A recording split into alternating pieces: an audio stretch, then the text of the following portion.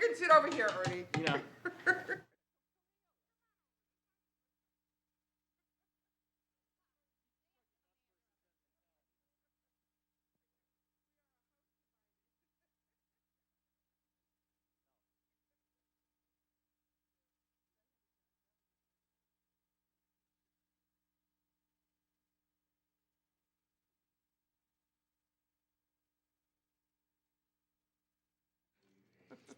Well, it's good. Mute all on, it's on, right?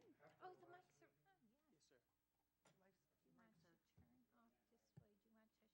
Yes,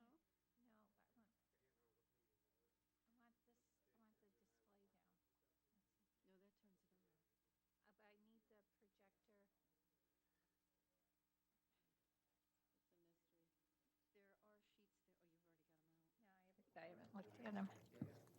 No, that turns it on.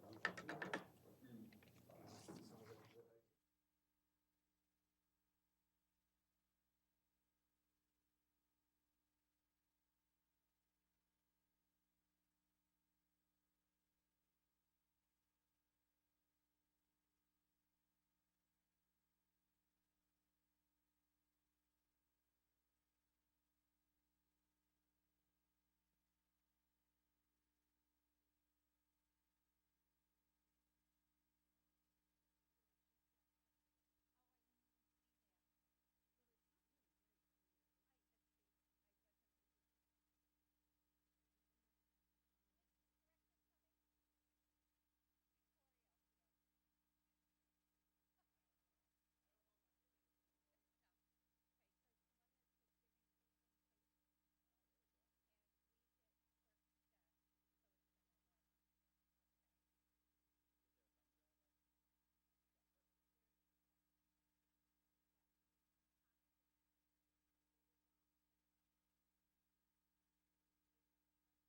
out.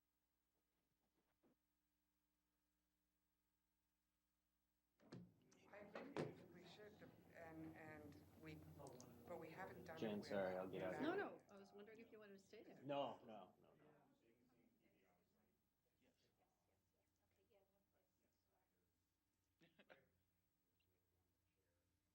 I'm gonna give Tom a ride home.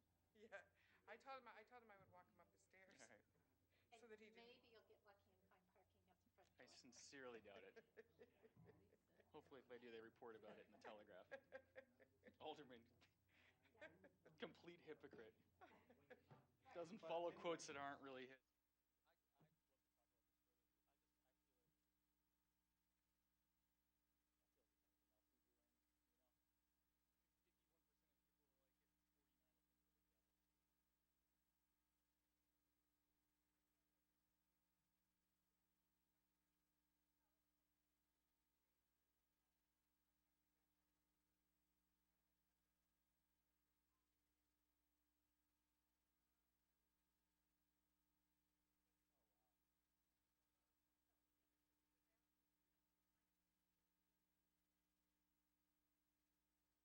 Okay, so maybe we'll get started. I was the wrong person to talk to. Hey, did you get my email? You didn't respond. The one about the like a Okay. coalition. Excuse me, I'm going to call the meeting Oh, to sorry. order in a couple minutes. No, I just, Alderman Fair Tenza, warning. yeah, just, so finish your thought. About the coalition? Representatives from like Hudson, Londonderry, Derry. Do they have like a small meeting amongst them just so they can form like a coalition?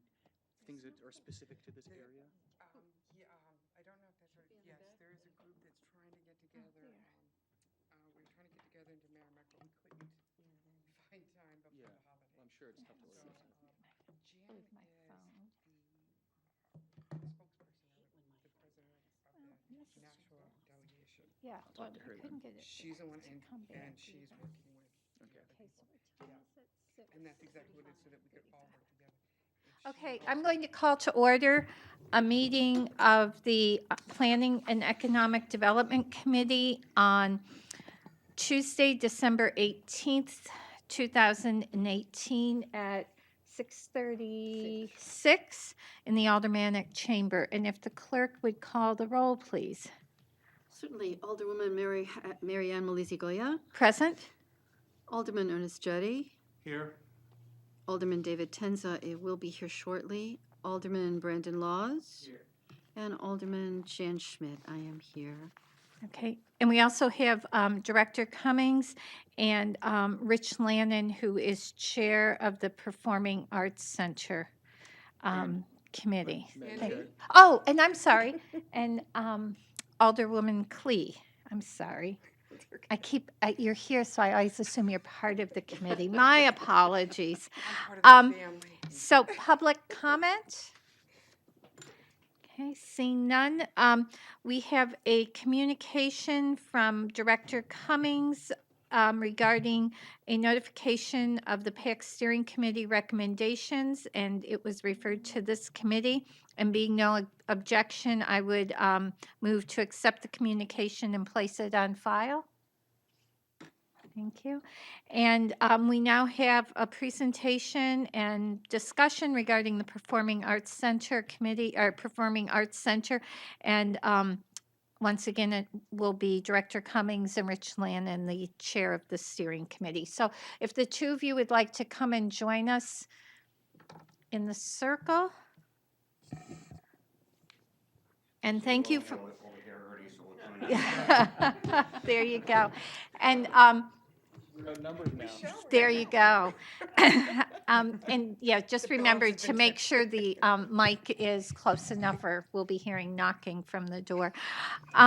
So thank you for coming this evening, the week before the Christmas holiday, and I'm glad it worked out for you to come earlier. So thank you. And Director Cummings and Mr. Lannon, I will turn it over to you.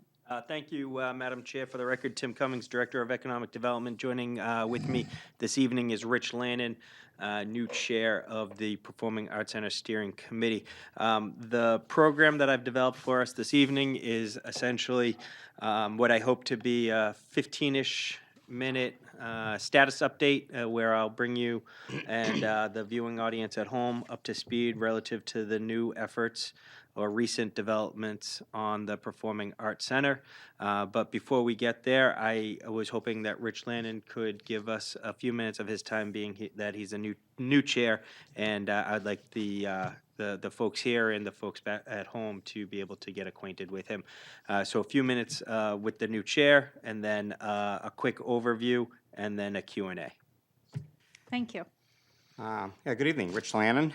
So I know all of you here, but I know this is being at home, and a lot of people may not know who I am. And so basically, my residence is in Pelham, New Hampshire.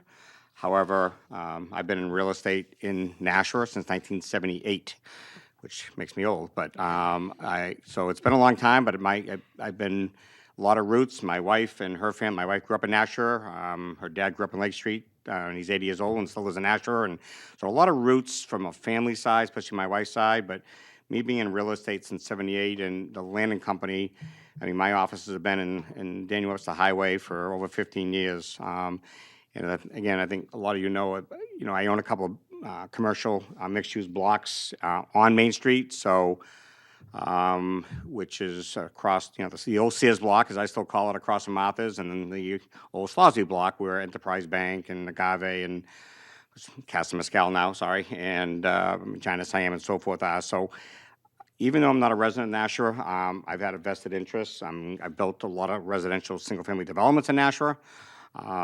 So we've done a lot of business in Nashua for a long time. So I've always had, interest in Nashua. We've always restaurants, and basically I grew up going to Lowell as a young kid, but in the last 40 years been more Nashua than obviously Lowell. But in recent years, become very involved in a lot of the committees. I joke that I blame Terry Williams, the ex-publisher of the Telegraph, for dragging me into committees back about 12 years ago. I guess it's a good thing.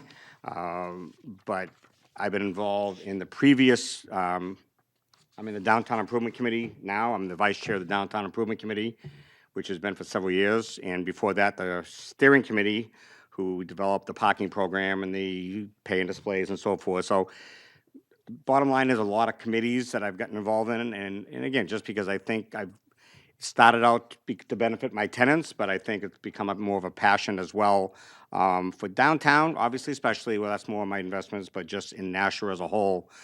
And I have been involved with the Performing Arts Center since its beginning this time around, I guess we want to call it, because I know, as the last Board of Alderman meeting said, it's been talked about for 30 years, but I haven't been talking about it for 30 years. But when they formed the committee to pick Duncan Webb, who did the initial plan, I was involved in that and have been involved, I guess, in it ever since. And then on the steering committee, I was asked to be on that, which I have been. And after the unfortunate passing of Brian McCarthy, I have become the new chair, and obviously that's huge shoes to fill. And I was fortunate enough to got to know Brian a little bit over the years. He was involved in the Downtown Improvement Committee as the alderman rep, so him and I had many conversations there about downtown in general in Nashua. And spoke to him actually the Thursday night before he passed, after we finished our rounds of interviews, and had a really good long conversation and shared opinions. And we didn't agree 100%, but we shared some great opinions, and had a lot of respect for him. So again, he has a lot more experience in city government, obviously, especially, but also in city projects than I do. But I think I can bring a lot of experience as well in helping the committee and being involved in residential development and commercial development of shopping centers and so on and so forth to the committee. So I took on the role of the chair, and I look forward to it. And I think we kind of just finished up, I don't know what phase you want to call it, but a phase. I don't know if it's phase 1, 2, 3, but we kind of finished up a phase where there was a lot of hard work that Tim will get into. But it was a lot of work, a lot of meetings. I know a couple of you here have been on the steering committee and have seen with all the interviews and everything we've done. And I think the last few months have been, again, a lot of work, but a lot of very important decisions and a lot of thought, not just, okay, let's pick this person, that person. A lot of thought has gone into what I call pick our team. That Tim will talk about, and I'm excited about it. I think it literally now is about to go into the next phase after the holidays, and that's where I think there'll be a lot more talk about, because now it's really coming together. Now we have a team. It's not just about, gee, what's going on? It was hard to say, well, we don't really know. We're looking at this person. We're talking about this and that. Now, this next phase, come January, February, is going to be important for, I think, the city, and I think now it's really going to start gaining some incredible momentum, and kind of excited about it, to be honest with you. So I think Tim can get into the more details, and if there's any questions after that, I'd be glad to answer, sorry. Thank you. And Rich, I would just like to thank you for your willingness to take on the chair of the Performing Arts Committee, because certainly everyone on that committee has been working hard, and there's been lots to read and long meetings and discussions. But I think that you certainly will be taking on more than the rest of us, and I certainly feel that we're in good hands with you and Tracy Hall as the vice chair, and with the committee we have moving forward. So thank you again for taking on that role, and thank you to Tracy. Okay, well, appreciate it. So, Thank you. Director Cummings. Thank you. So now I'm going to move into a little bit more detail and to get into a little bit more of the technical process that we went through. And so just as a reminder for everyone, we have, through a resolution that was adopted previously, a steering committee that was formulated of various stakeholder groups. On that committee, we have Laurie Wilshire, Judy Carlson, Rich Lannon, Trish Klee, a new member, Mark Thayer, replaced a previous member. Up until now, we had Tina Cassidy, but Mark Thayer will be taking her place. Brandon Laws, Marianne Malizzi-Golia, Lindsay Rinaldi, Mary Lou Blaisdell, Tracy Hall, and then the mayor, Jim Donchis. And as noted, Rich Lannon is now filling a leadership role as a chairman, and Tracy Hall is the vice chair.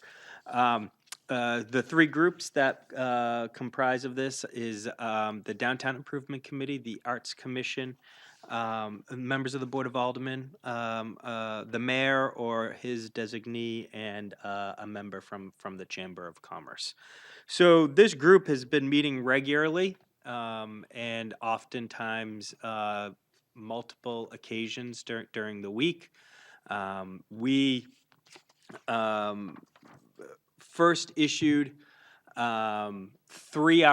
RFQs in various stages in the late spring, summer timeframe. The architect, construction manager RFQs were released again in the early summer with a due date of August, so late summer for responses. For architects, we had 12 responses from very reputable firms, all extremely qualified, all with significant presence either in New England or nationally, it was a very impressive group. Out of the 12 responses, the steering committee as a whole decided that they would like to interview 6 groups, and of the 6 groups that were interviewed over a 2 or 3 week period, eventually through consensus of the group, there was a decision made to go with what I refer to and what has been more colloquially referred to as Icon Architecture, because they're the Boston-based firm that would be the quote-unquote architect of record. But they're doing this in a joint partnership with OTJ Architects. OTJ Architects has a New York, they're on Broadway office, and they are theater architects. So they specialize in designing theaters. If I may, Director Cummings, I believe something all of us would know about is they did the rehab of the Boston Opera House. Opera, yeah. Yeah. So just something local for a point of reference in terms of the work they do, or they've done, rather. Again, very reputable, very experienced, and again, all the groups were very, very reputable, very experienced. One of the reasons why that this group was actually selected was how they approached our project. So they came in and they gave a wonderful presentation, and what they did was they said, we listened and we heard you, everything that you're looking for. And you're looking for a space that can be flexible, a space that can give you events, a space that can give you live performances, a space that can give you music. Excuse me. And so we think the way you can accomplish that is by looking at your concept plan a little differently. And this was actually from their exact presentation. I apologize, it's not coming up off the screen as well as I would like, but essentially you have Main Street and Pearl Street. The darker blue shows you what we refer to as the Alex Shoe building. The lighter gray is the more historic building that is what we refer to as 2 Garden Street. And so what they suggested is that we look at our project differently than what was actually in the concept plan that was done during the feasibility study, where that concept plan and that feasibility study was a great plan, and it gave us 3 out of the 4 things we were looking for. The trade-off that we knew, because we didn't have necessarily the budget, and according to that architect, that we would not be able to do as the live performances to the degree that the group really wanted to. And so that was a trade-off that we were willing to make and a compromise, but that was based off of their opinion and their thought process. So what this group presented to us was, you can actually have everything and we can do it within your budget. And so some ideas that they floated that still need to be further vetted was that we move the space to the first floor, and we reorientate our concept of how we would have the Performing Arts Center space, and we actually put the stage in the back of the site where essentially 2 Garden Street is. First floor would still be seating, and then you'd have the front of the house that would actually front out onto Main Street.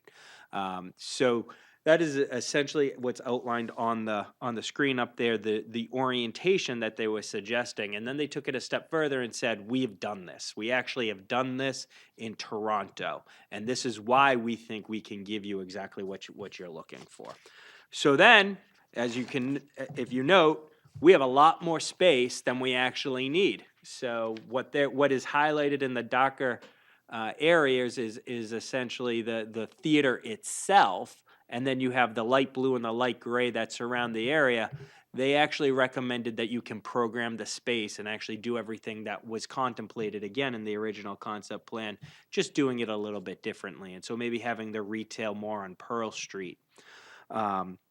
So this was a very attractive proposal that was made by the architecture firm, and the group wanted to actually contract with this group and further explore this concept. And so we are at that essential phase right now. We would essentially be going into January and February into what's called programming and schismatic design phase. And that will ultimately bring this type of concept to fruition.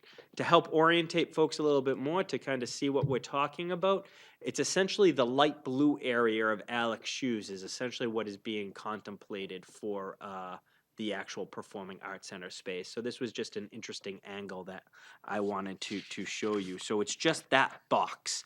And remind you, we're going to need to still raise the roof, do everything that was discussed in the first study. And the way you do that is actually move this box up and make it in line with that building that's in the rear. Why do we need to do that? That'll essentially give us the line of sight that's necessary, so we can actually do those stage production performances that I was mentioning a few moments ago. So you need to elevate the ceiling, and that elevating of the ceiling will allow you for some sort of quote-unquote fly space, which was a trade-off that we weren't going to have originally contemplated. So what this concept actually does is maximize all the goals that was originally conceived by that working group that Rich was part of very, very early on. So again, this is just another view of what is being contemplated. And again, it was done already in Toronto. There are some changes. The Toronto had a floor that graded down. This floor would still stay flat, so there's going to need to be some adjustments made. The seating that's anticipated for this type of venue is somewhere between 700 and 750, and you'd be using some sort of mezzanine type of seating to get you up to that level. So that is a very interesting and exciting concept that the group really embraced and wanted to further explore, which is the reason why we decided to go with Icon. So who makes up that team? Leading the conversation from a theater perspective would be Gary Martinez of OTJ, his colleague John Easterling, and then of Icon you have Ned Collier and Mark McCavitz, I believe.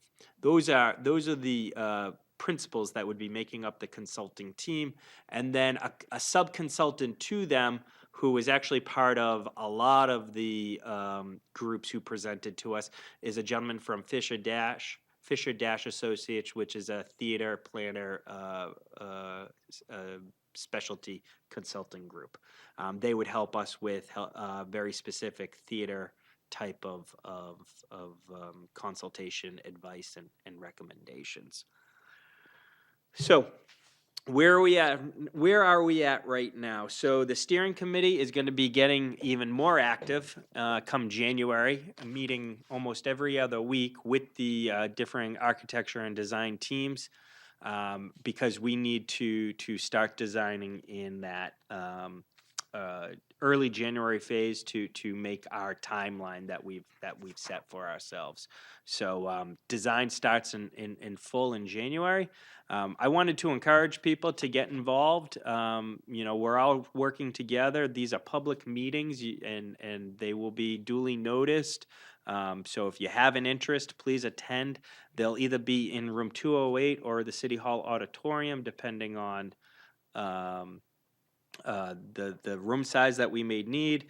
There should be always around 5 p.m. on Wednesday evenings. And right now, specifically, where are we at? We're in the contracting process, which is currently underway. The memo that precipitated this presentation actually outlines the exact recommendations of the steering committee. And I should have said earlier on, I apologize. The steering committee is advisory only to this body and to the mayor. So all the formal actions that need to occur still need to occur with either the administration and the mayor or this body, depending on what that matters may be. So the contracts, the mayor has recommended or signaled that I should start the contracting process with the various groups. I've done that, and then they'll go to your finance committee or the full board of aldermen, depending on the nature of the contract for their final approval. Director Cummings, may I just interrupt for 1 minute before you move on to the next piece? Yep. I think it's very important that people clearly hear that what they've seen and what was presented to us was just a concept, and that people have lots of ideas about fleshing this out, and those are the details that are going to be discussed. So if people saw the presentation, because I know those presentations were televised, what was presented to us was just this is a good idea, we think, and it's up to us to now figure out how to put all of it together to make it work. So as you have stated, the work is just beginning. So that's exactly right, and a lot of questions and issues and problems are still going to need to be fully vetted before we actually have any answers or solutions, and that's going to be a 6 to 8 week-ish process, and I'd like to start that as soon as possible. So moving on, the memo that's before you talks a little bit about operations and how we would like to handle the contracting of the operator of the venue. So what we've done up to now is we met with various communities and we discussed differing methods on how performing arts centers operate. We reviewed various RFPs and contracts that have been recently executed with operators. We sought out the counsel of Duncan Webb, our original Performing Arts Center consultant, to receive his advice on how best to structure the RFP. We ultimately, as a steering committee, developed a guiding document to help the RFP, both to fill out the details and to make sure the RFP was as clear as possible in terms of the wishes of the community. So the RFP was released in the late fall. In the early fall and was due back.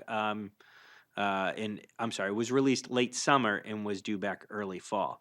And we had Spectacle Management was a respondent to that proposal, a very reputable operator.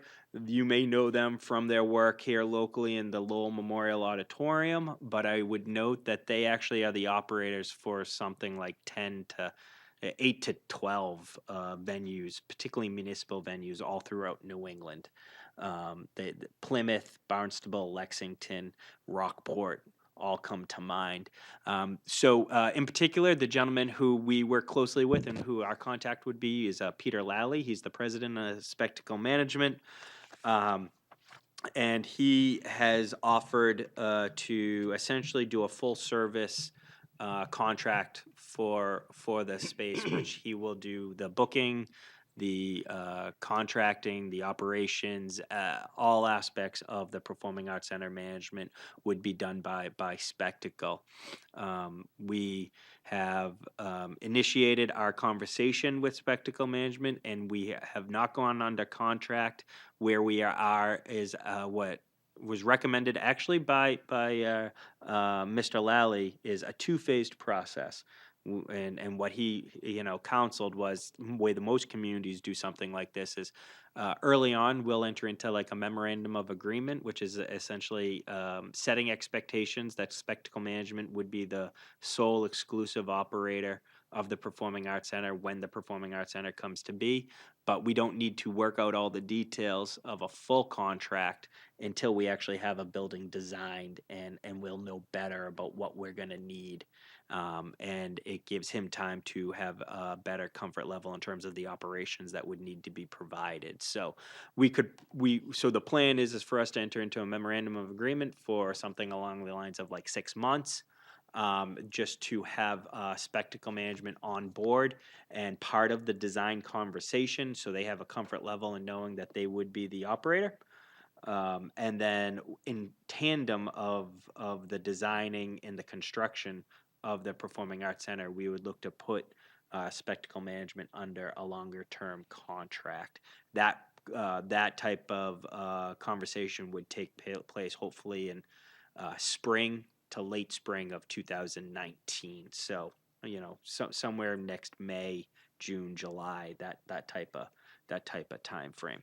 So then, the last item that I wanted to make sure I spoke on tonight is Director Cummings, if I can just jump in, again, for people who are listening, what Director Cummings just talked about in terms of operation and that they would be a full-service operator, I think all of us on the committee clearly heard and clearly agreed with the fact that the city should not be running this Performing Arts Center. We needed to have someone running it who knew what they were doing.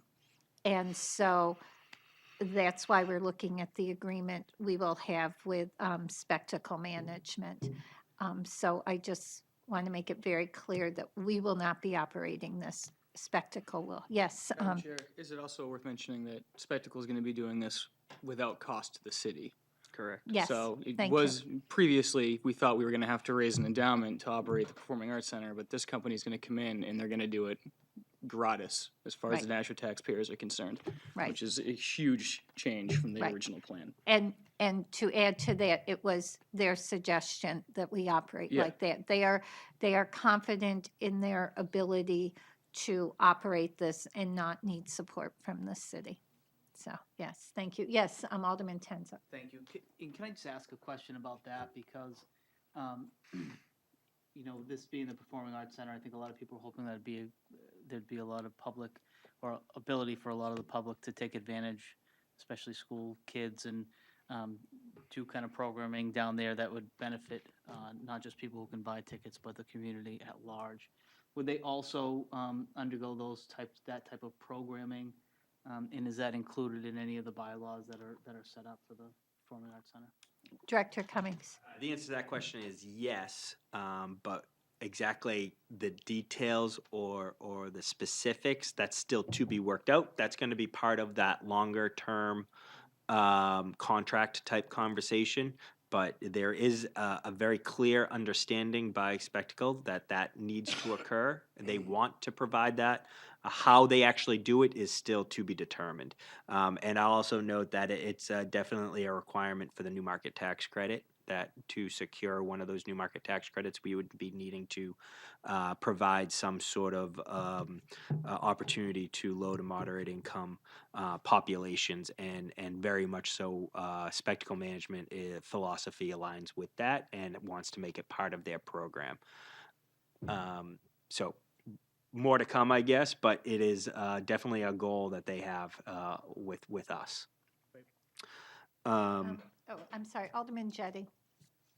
So, on that topic, when you say Spectacle is going to do this at no cost to the city, and I've heard the word gratis, which I think means free. I mean, how do they get paid? How does that work? Director Cummings. Thank you. Their revenue will come off of ticket sales. So they'll get a percentage of the ticket sales? Is that- Yeah. Correct. in And that- early on, we had a conversation with Mr. Lally, just kind of exploring all of this. And he said to us, there may be a time we book a show and we eat it. That's right. And we eat it. The ticket sales are low. We thought we'd try something that was maybe a little edgy for the community, but we wanted to see what kind of feedback and response we got, and if it doesn't go, we'll end up eating the loss. Yeah, Alderman Jettie. If I could follow up.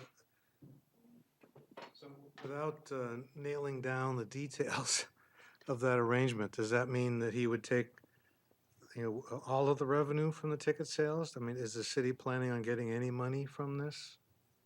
Director Cummings. Right. So I think I see where you're going. We're making a market up, right? So there was no precedent. There's nothing to benchmark this against for metrics, and I had the same concern. So the rationale is to limit the length of the contract, so the city could come back at a certain period of time and say, now that this is stabilized, now we see how we're both doing. We understand what you need to do. And what we would like to do is make sure that we're just being fair to everyone. And so that will probably occur under this scenario somewhere around year 5, year 6. Their contract is laid out for a minimum of 5 years with 1 3-year option and a notification period if either party wanted to walk away of something like 24 months. So and so that is how we're handling that, because we just really didn't even know what we could expect from the private sector. I mean, to some degree, I'm excited by that by actually getting a response from a very well respected operator, and not just someone entrepreneurial who decided to hang a flag the day before and say that they could do this. This is a well qualified, reputable group that we can trust managing this asset. But hopefully that answers the question, but essentially, yes, it will come off of ticket sales, and that's part of their risk. So one of the things that Spectacle Management made very clear to us is one of the reasons why municipalities move in this type of direction is because you don't want to lose too much money, and you're not the expert in terms of booking acts. They know what they're doing, and they know how to structure these contracts, and so they minimize their risk. And so that's one of the reasons why that we should look to go in this direction, and that rationale made a lot of sense. And I would just add to that, as we looked at how we were going to structure all of this, Director Cummings got copies of contracts from other performing arts centers. So we were able to kind of see what's typical and even say, oh, well, we like that they do this, and so we want to include that, even if it was something only one group did, in terms of like making days available to the community for special events, or for the city to have it 1 day a year free for some event if they wanted to do it. So what the committee put together working with Director Cummings in terms of an RFP was really supported by a lot of legwork of the committee members reading through. I think there were 5 or 6 that you provided for us, and looking at those to see what's happening right now out there in the market, and how these are being structured. So Yeah. if I could follow up. Yeah. And I'm not saying that this is wrong, I'm just trying to make it clear that so the city is going to build this theater, and we're going to allow Spectacle to use it without any cost. So there's no rent or nothing, and then they take the risk of booking acts that are going to make money for them, but the city's not, at least temporarily. The arrangement is for the next few years, we're just going to, the benefit we get is that there'll be a performing arts center which will be performing, so to speak. Right. But we won't lose any money except for the cost of the building, of the bond, so to speak. Right. And I would point out, because I think it's, I know it sounds like it's splitting hairs, but we're letting them operate it. And so with that, it's not just using it to book acts, but they are going to be operating it.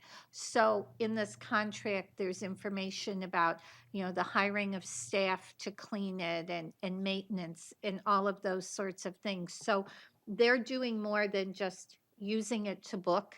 They're really going to be responsible for the operation of this building. And I think that's just, I know it sounds like splitting hairs, but I think it's really important for people to understand that the city is not even, like, if a toilet's backed up, we're not going to be calling Jay from City Hall to go over there and take care of it.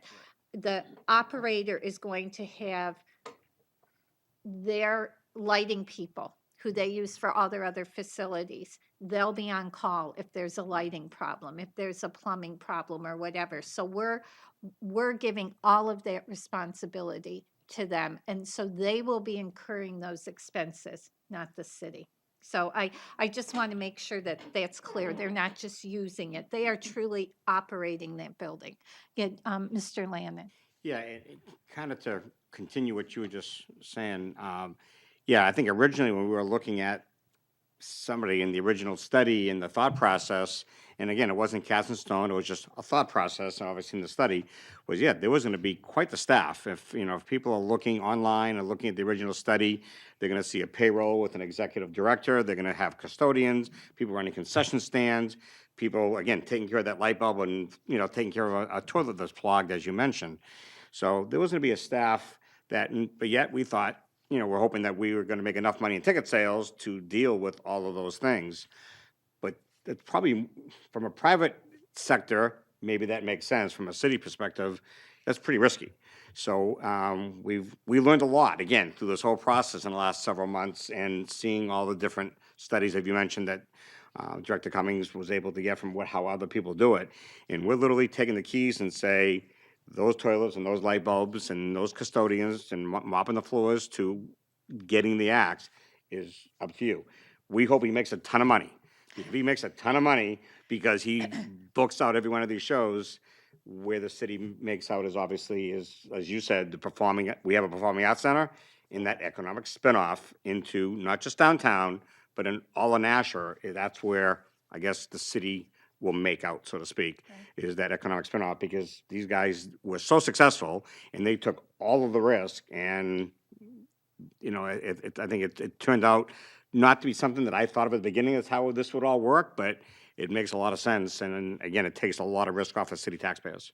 Yeah, Director Cummings and then Alderman Clee. Yes, so just following up on that point, when this opportunity proposal was presented and this conversation started, I immediately turned to Duncan Webb as an independent third-party professional consultant and said, Duncan, what do you think about this? And he said to me, well, let me tell you how it works in this business. You can either pay, not pay, or do it yourself. And I was like, well, which one's Nashua? And he said, you don't know. You need to put out an RFP, and it's based on the market. He's like, because you could be like some communities who actually pay their operator to operate. They subsidize. There's quite a few performing arts centers out there. One off the top of my head, Fall River, Massachusetts, has an operator, third party, and they pay that operator to actually operate their performing arts center. And I said to him, well, Duncan, I don't think that's the direction we want to go in. And Duncan said, well, the only way you're going to be able to figure it out is to actually prove the market. And so put an RFP out. And I was pleasantly surprised that Spectacle Management responded, and they said that, we don't need to pay them, and they in turn don't pay us. We'll break even proposition. So I thought that was at least a very fair way to start the conversation. Right. Yes, Alderman Clee. Director Cummings, in part of this also of spectacle, it goes beyond the theater portion of it. They will also be programming the stores or VIP center or whatever it is, as it is designed. They will be maintaining and marketing that. They will do all the marketing. Basically, as you pointed out, they're taking the risk on all of it. And therefore the city has this building that will, as creative as we've learned throughout the state, every creative dollar, is exponential. What goes back into the community, what they call the creative economy. But they take all the responsibility, including the rentals of that other space. Is that correct? Yes and no, Okay. if I may, Madam Chair. Yes, Definitely when it comes to the arts, and anything relative to the arts focus, they have a very, and I was concerned about this because I didn't think that they would have an interest in this. But if we program gallery space, they will be willing to manage that. And what they've said that they would do, and what we would memorialize, is that they would bring someone in to curate that, and they would do it on a regular basis, and they would build the visual arts component of this gallery to be part of their performing arts center. And so and however the city wants to design it, whether it's part of their lobby or whether it's a separated space somewhere else that folks have access to, they will absolutely do that, as well as if the city has an ambition for a small coffee shop or something like that, they would bring in a professional to help with the operations of that. The one caveat I do want to make, though, is if we have so much retail space in a certain area and it's of a certain size, spectacle management understands that we're reserving our right to square off that area and maybe place it with a commercial property manager or broker if we were to go in that direction for like a restaurant, let's say, which would be beyond what spectacle management typically does, and they understand that that would just get carved out of the space. But otherwise, they would be more than happy to take care of all the performing arts and arts period type of operations. thank you. And I just want to follow up on Mr. Lannon's comment regarding the impact citywide. Both Tracy Hall and I have been to Cary Hall in Lexington, which Spectacle operates. And I was impressed, and she commented that she noticed this also. When you go into Cary Hall, they have information about restaurants and B&Bs and where to stay and what to do in Lexington. And they view themselves as part of the community. So again, depending upon who's here, the performers are going to need to spend the night. People coming in may spend the night. If we do programming in conjunction with other things here in the city, certainly there's going to be an impact beyond downtown. To begin with, we have no hotels downtown. So there are going to be people staying out on the outside of downtown, still within the city. And so we are going to see that economic impact. And then certainly any printing and things that they do using local vendors is going to be another economic impact for the city. And they understand that we're not just looking at the impact of a show bringing in people who will either eat before or after, but we're looking at the bigger picture. And they seem to buy into and support that approach to economic development related to the Performing Arts Center. So, Director Cummings. Thank you. So next up is a recommendation for us to contract with Harvey Construction Management. So again, putting out an RFQ. We received 10 qualified responses from very responsible and qualified firms. We as a group decided to interview 4. Of the 4 that actually it turns out only interviewed 3 because one of the 4 consciously stepped away from the project because they were full at capacity and couldn't take on any new projects themselves. All 3 groups were very well respected and qualified, and ultimately, particularly because of their comfort level here locally, they were the local group, if you will. Harvey Construction Management was the consensus, the unanimous consensus choice of the group. So we'll be looking forward to contracting with Harvey Construction. And Harvey will be with us at the design phase, and then ultimately when we start construction, and depending on how that timeline goes, I would like to try to get us under construction late summer, early fall of this year. Harvey thinks that that's very ambitious of us, but they'll do whatever they can to work with us. So that is essentially where we're at relative to construction operations and architecture / design.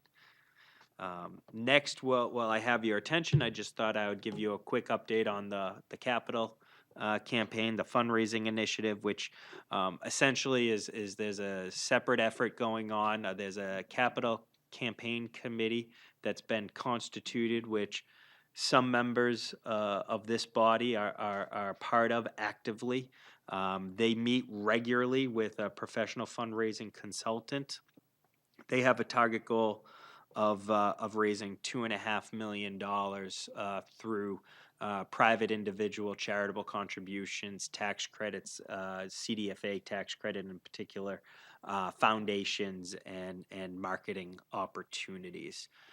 So that initiative is well underway. There was a feasibility study that was conducted this summer, and it essentially outlined this process that we're currently in right now, which is the lead gift phase, which is essentially a very quiet phase where the group is just working on their own to secure the lead donors, the major benefactors, which would be 65% of that $2.5 million goal. So that's what their big task is right now that they're focusing on, and then from there they'll transition on to major gift phase and then a public phase, all over the next year or so. The slide up in front of you gives you just basically a Gantt chart and then benchmarks the differing initiatives in whatever phase it may be. Moving on. The next item relative to that private sector initiative is securing specifically a new market tax credit. So we're a little bit behind on this phase. We need to get what I'll refer to as our applications out. The technical term for it is our project narrative. So that needs to be sent out in December, and it should have been sent out the end of November. We're going to get them out this week, and that will go to all various new market tax credit entities referred to as CDEs. They're national groups that receive permission from the U.S. Treasury to give out new market tax credit allocations. We have a consultant on board, Neil Cannon, who will be appearing before you on Thursday to give you a more detailed presentation on how new market tax credits work. I'll be joining him in that, and we will explain to you how we plan to pursue this $4 million goal. So we are hoping to secure this new market tax credit in ideally the spring 2019, or at worst case scenario, the end of 2019. So lastly, just want to, this is more for the viewing audience at home, want to make sure folks know that you can communicate with us. There is a Facebook page on the screen before you is how you get to us. Please feel free to send a message, follow, like. That Facebook page is active, and the group is checking it regularly. So immediate next steps, we're going to continue to focus on the new market tax credit. We're going to be focusing on that lead gift phase, and most importantly, starting the design phase come January. So that was a little bit longer than 15 minutes, I'm afraid. I apologize, but I did want to give you just a very detailed overview on where we are to date with this initiative. Happy to take any questions. Well, Director Cummings and Mr. Landon, first of all, thank you. And although it was more than 15 minutes, I think we got questions taken care of in the process, so they're not going to be as disjointed now. So thank you for bearing with us. Yes, Alderman Clee. I just wanted to add to Director Cummings' comments on the architect, the operator, and the construction management. One of the things that I found key when we were looking at all of these was the architect that we chose took on aspects that none of the others had focused on. For instance, the elevating of just the midsection roof helped with the snow fly onto the other buildings, which would have been a safety and cost issue. They were the only ones that addressed that.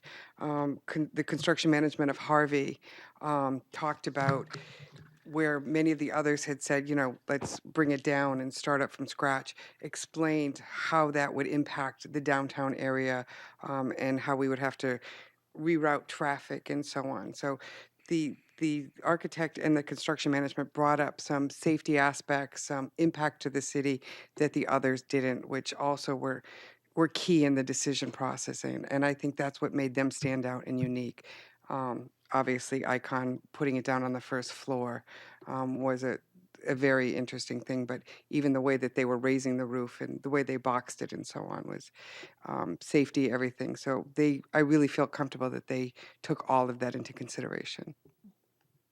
Anyone else? Mr. Lannon and then Alderman Jettie. Yeah, just two quick points, and it might have been clear already, I'm not sure, but all three of the new team that we've talked about, that Tim talked about tonight, I mean, they weren't easy decisions, but they were all unanimous decisions of the steering committee. Even though there was a lot of discussion back and forth through the process, but when it came down to, okay, what are we doing? They were all unanimous, and I think we all were very impressed with all three individuals and all three companies, and a lot of the others did as well, but all three of these companies we picked are very willing and in their presentations talk about helping whatever way they can. I mean, from the architect side, it's obviously design, but helping in the fundraising process. I mean, they will attend a meeting. They will help us with opinions. They'll even go to a big company and be there and help with a present. They'll do whatever it takes, and they're experienced at it. And all three of them are very willing to be part of the team in the fundraising efforts to help us out and know how important that is. Thank you. Alderman Jettie. I've got several questions, if I could. Sure. You mentioned a memo that was before us. That I don't remember getting such a memo. Is that the memo that talked about the new market tax credits? No. Show 'em that. It was the memo that we approved at our last Board of Aldermen meeting, and then it was referred here to committee. Okay. Can I, well, I must have this, right? Yeah. So I don't mean to Okay. take yours. I believe it was attached also to the last Board of Aldermen agenda because it was a communication for us. Okay, Yeah. I'll find it there. I wanted to make sure that there wasn't something. Now, it may actually be in that pile to your right, on my desk. Yeah, well, I wouldn't Of dare mine, touch yeah. that. That's your pile. Secondly, we amended the basic resolution to allow the hiring of an architect to come up with a design plan because we need a design plan to raise the money and apply for these tax credits. So May I just, and Director Cummings, help me, but again, just to make sure we're getting the correct information out there, we amended it to allow for the expenditure of, I believe it's up to $1 million, to pay for a design. It will be done by the architect that we're putting the contract out to. So it will be done by Icon. So we're not hiring like another architect. So I just, for people who are watching, we kind of sometimes talk in code with known information. So I just want to make sure people who are watching understand that the 1 million that we amended for is going to be used towards working with Icon to develop a design that we can then take out and share with people who we will be approaching in the fundraising process, as well as just to get feedback from the community on, hey, we think maybe you should think about this and we could do that differently. So I'm sorry. well, thank you for that clarification, but in the spirit Yeah. of not misleading anyone, the amended resolution does not limit the cost of the architect to $1 million. That was a ballpark estimate that the mayor threw out, but there's no, I don't know what it's gonna cost, but it's not, the resolution doesn't talk about $1 million for the architect. Just the $1 million comes from those initial costs that we got when, in the early stages, when we were working with Duncan Webb. And so just, so it's not like just something that came out of the mayor's office or from us at the steering committee. Because I even said to someone, where are we getting this 1 million? And they said, well, remember when we had the estimated costs from Duncan? So that's where that came from. And Director Cummings, did you want to address? You summed it up well. That's exactly right. I just wanted to make sure it was clear that it was provided to us in our feasibility study. Right. And so some of us are hoping it will be under $1 million. Okay. Yeah. So all that being said, so do we have an idea? I understand, and I may be wrong about this, that like the new market tax credits, the application or the selection process is like, we're talking like March, and the state Community Development Finance Authority tax credits, they've got a deadline of like April. Are we going to be able to come up with a design to meet those deadlines? Well, I can't speak to the CDFA. You might be able to know. You might be able to do that a little bit better than I could. I am going to a working group session with CDFA on January 14th to understand their program a little bit better. Betsy McNamara, the consultant that we have for fundraising, is very well versed in their program, so I'll be taking her sage advice. So I'm not exactly sure what their expectations would be, but relative to the new market tax credit and based on the advice of Neil Cannon and others, the design work that we've done to date is all that's really necessary for the project narrative. So we can be in a good position to receive what is basically a new market tax credit reservation.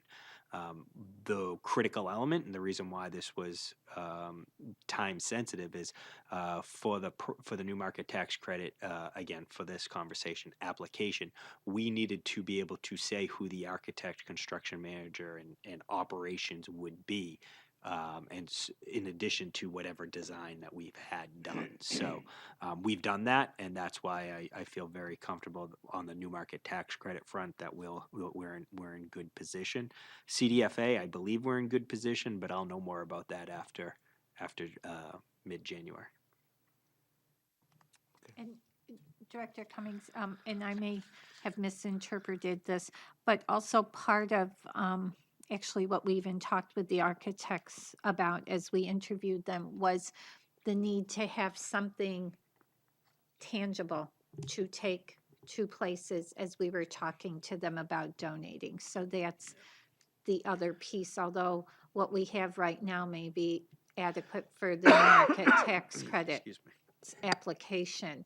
There, we also understand there's a need to have something more tangible that as we're talking to potential donors, we can show them something and say, this is what we're looking at right now. So that's why this design group is going to be working on a regular basis after the first of the year to move forward. Other comments, questions? Alderman Tenza. I'd just like to point out that I think Alderman Jettie and Alderman Schmidt, we're the only ones not on the steering committee, so that may be why we have so many questions. No, that's, well, and, Good. and you know what, I think it goes to, and we've had these conversations about making sure people have information, and that's why Director Cummings and I talked about at some point having a more comprehensive presentation where people can either, Alderman can sit at home and listen, and then call him up afterwards with their questions, or attend tonight's meeting and be part of the live discussion. But I would encourage people to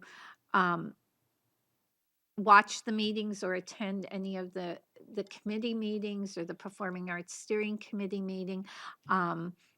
And the minutes are now being produced verbatim. So they're now available, they're posted. And I think I'm going to say Director Cummings would love it for you to call him or Mr. Lannon. And if you have a question, and I know certainly Alderman Laws, Alderman Clee and myself, I'm not going to guarantee we have any answers or the most up-to-date information, but if we don't have it, we'll certainly try to steer you in the right direction to get it. But I do hope that after hearing this, you have a better sense of where we are and the direction we're going in and what the timeline is looking like as we move forward. Because I know for all of us, one of the questions we continually get is, well, this is all great, but what's going on with the funding? And I think to know that after the first of the year, things are going to be rolled out and you'll be hearing more. But as Alderman Clee has often said, it usually doesn't happen this quickly. If you've ever been involved in a nonprofit or a church that's doing a building campaign, there's usually a lot that goes on before you go out and ask for pledges from people and major donations. And so the Capital Campaign Committee's been working very hard and know that they're on a timeline too. So I know we'll be hearing more about that also. But I hope everyone here and watching at least feels like you're a little more up to date on what's going on. Certainly, all of the responses that we got from the architects, they're available for you to read. The RFPs that were put out, they're out there so you can see what was put out for the contractor. And the interviews with the construction manager, applicants as well as the architects, they were all they were all done, so you could watch them. You could go back and watch them just to see where things came from and maybe why people were chosen over others. I have two comments in listening to Alderman Clee. I know one of the concerns we've had raised is safety, and part of it was about being on the second floor. So that's kind of been addressed because we've all decided to go that a first floor auditorium is the most appropriate. But that being said, and it's been stated several times, anything that's done needs to meet code. So that will always be part of the process to make sure that the facility is safe and that people can get in and out of there. The other thing is, one of the reasons all of us were excited about doing first floor performance space is that in talking to some people on the committee who are more familiar with this than I am, and I think some of the rest of us are, being able to quickly load in and out of a building is going to be a plus in terms of attracting groups because they're not going to have to bring things down from a second floor. And so that was viewed as a plus. So that was another reason for really being impressed with this proposal that we saw, this concept, because if you look at it, it's loading from the backside where the public garage is.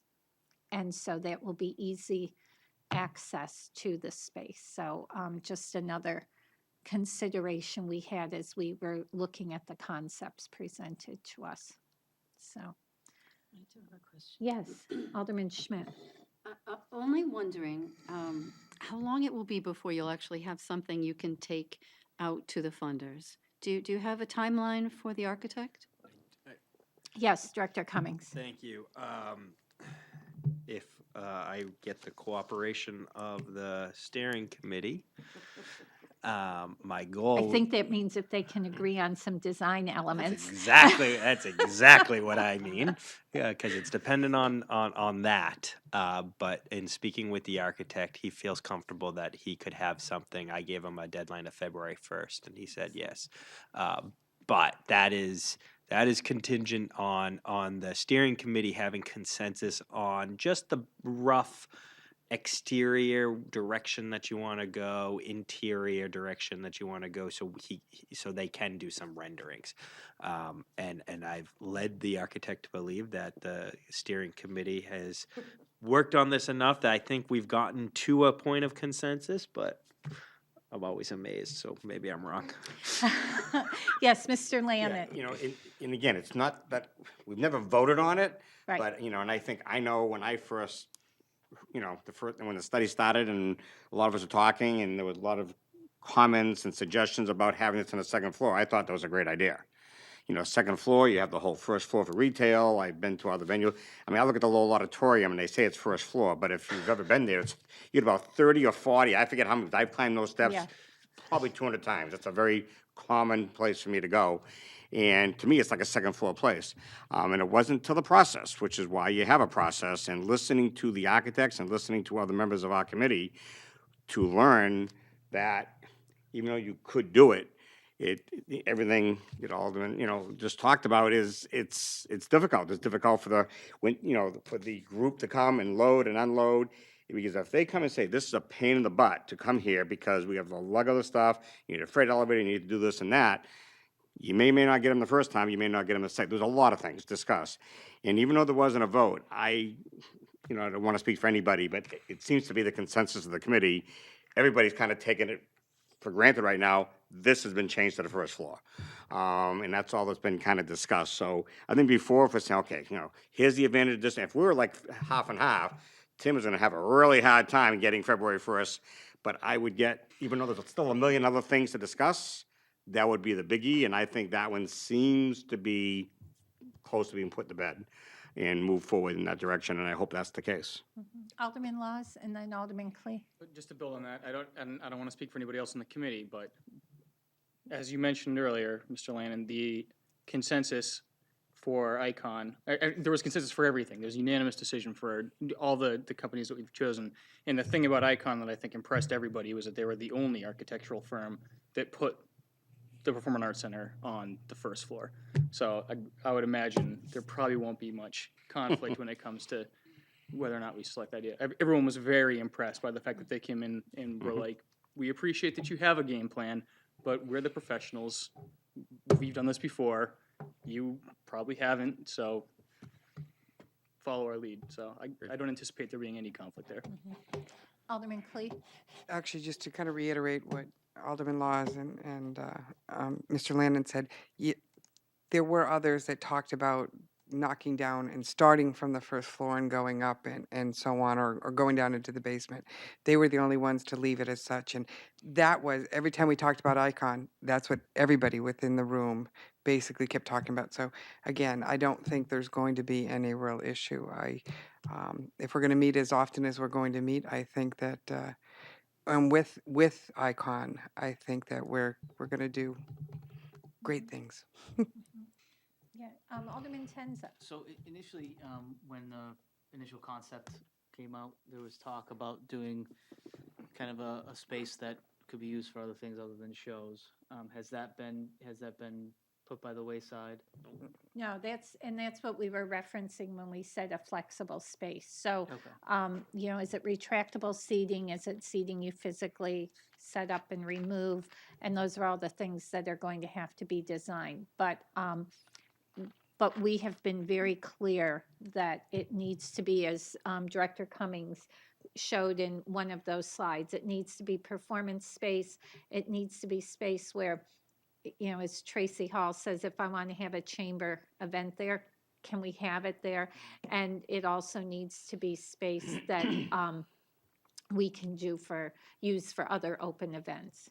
Right. Yes, so we're still moving forward with that concept to give us as many opportunities as possible, even in terms of performances. Do you want something set up cabaret style? What does that mean? And as Director Cummings said, the design we saw is giving us the fly space. That was something we didn't think we would be able to have. So it's just giving us another option that we can offer to performers to come to our space. So if I may, Madam Chair. Yes, please. what concerns me is the exterior. And not that I want to get into this conversation this evening, though I would encourage all of you to attend the first design meeting of the Performing Arts Center Steering Committee, but what your thoughts are relative to a marquee and for the outside, and whether in your mind you've been envisioning something more traditional, historic, classic, or maybe you've been envisioning something a little bit more modern or Art Deco or contemporary.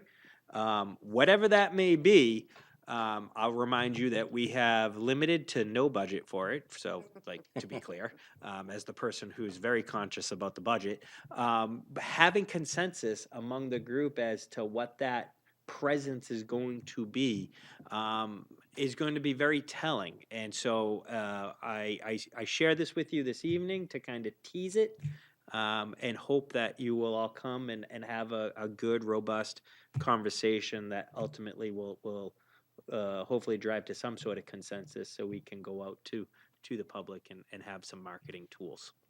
Director Cummings, to that, I will just, to add to your tease, my thought is, what do we want around that box on the roof?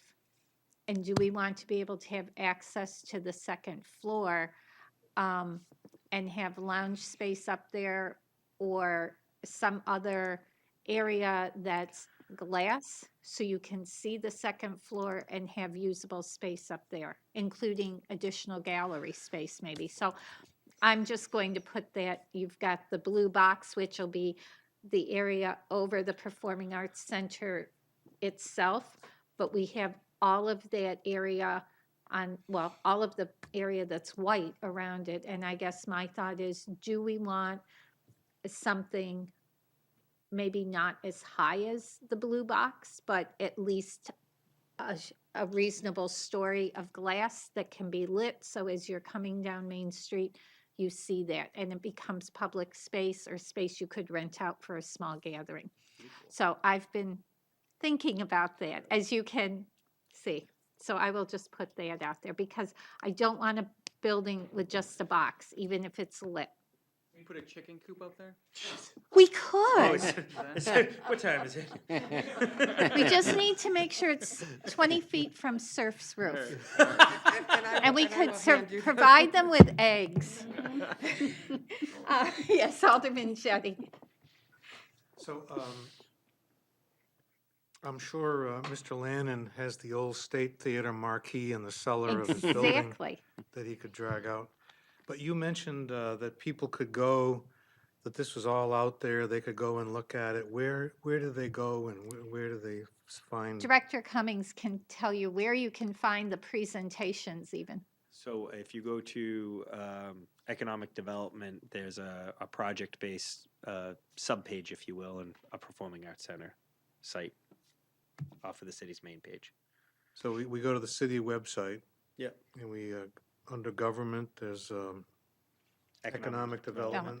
And under economic development, there's projects, and under projects, Performing Arts Center. Can you bring it up here? Could you bring? Yep. And while you're doing that, where, if you wanted to see the videos of the actual presentations, That's actually a good point. So I could have them put onto the economic development website, but that's on Access. That's on the YouTube channel for Okay. Access Nashua. So If we could put them all in one place, that would be helpful. Mr. people who are Lannon, looking and then for it. Alderman Clay. Mr. There's Lannon? as I've actually watched, again, just to kind of before we did our final meeting, and it was interesting looking at the various, especially with the architect. I think the others are interesting, but I think the architect is especially interesting. And you could just watch the icon one, which is what we're focusing on, but you could listen to some of the others, obviously, too. There's 6 of them. Keep in mind, that means there's more than 6 hours. Well, yeah, it's at least an hour plus per. So you're talking 6 to 7 hours. I think the last night it went longer, of video between all of the architect presentations. So whether you just watch the icon one, which is more specific to, since we have selected them, or watch all of them for different ideas, they are on YouTube. And breezed through some, watched some of them all together, and it was, it was good. It was good to compare, Yeah. all at once. Right, and I would just say, if for no other reason than to see the other examples of work they presented, because, I sat next to Alderman McCarthy for most of the interviews, and at one point, I said something about something I liked, and he said, well, the important thing is to get someone who can draw good plans, so we don't have lots of change orders. And whatever you like in the design, if they can draw good plans and it's within the budget, we can do it. So again, I think to just see for each architect, they presented their idea, but then they also presented either drawings or real photos of things that they are or have worked on. So to just give you some thoughts. And Alderman Clee? Yeah, I was actually trying to look at the Facebook page. I think that we had talked about putting it on the Facebook page, the National Performing Arts Facebook Okay. page, as well as there, so that it would be a one-stop shop. So much like you said, we would put all the frequently asked questions and so on, and that there were ways of the public sending a message, and then they would be addressed and answered as such, and And- things would be posted. But I was just trying to bring it up to see if, in fact, the links to it were. If they're not, I'll talk to the person who's developing it. I know the proposals are and the RFQs are. I'm not sure the YouTube videos are, so we can add that, and I'll update this page with all that data. Yeah, and I would just say, there are people who don't use Facebook, and so maybe to have them both on Right. Facebook and the city website in centralized places, it would be helpful. And I think that was what the goal was because there were some people that would go there. There'll some people that'll search YouTube, and there'll be some people, so that we made sure no matter what avenue you like or came from, you had access to it. So it would be one-stop shop no matter where you went. So Director Cummings, is that what we just saw, the Yes. economic development piece? Okay. Yep, and I'll Okay. update that with the YouTube videos. Yeah, great. That will be helpful. Any other thoughts, comments, questions? Yes, Alderman Laws. Perhaps you're gonna be mad at me for asking this question, No. but the bank directly across the street, do we have any idea what's gonna happen with that? An idea you can share publicly? An idea that you can share publicly? All I can say at this time is I've spoken to TD Bank North's real estate manager. He's indicated to me that they are not moving quickly on that building, that they're going to take their time. They are not interested in another bank going there. No surprise. But they will be looking to do something over the next year or so with the building, but that they are not going to do anything very quickly. I will note that actually, just as important as that building is, it's actually that building, that land, that owner controls all the parking in and around that area. So the parking is just as valuable in this instance as the building. So it's very much something that we have an eye on. And I'm sure they're watching how we're moving forward and what our plans are. Imagine a hotel there. There you go. Yes. So any other questions, comments? If you think of something on the way home, I'll say send it to Director Cummings and he will respond, but not Absolutely. tonight. Absolutely. I'm happy to. So, do I have a motion? I think, okay, and I will just say there is no unfinished business, no new business. Public comment? Any additional remarks by Alderman? No non-public session. Alderman Jettie moved to adjourn. All in favor? Aye. And we are adjourned at 7:54.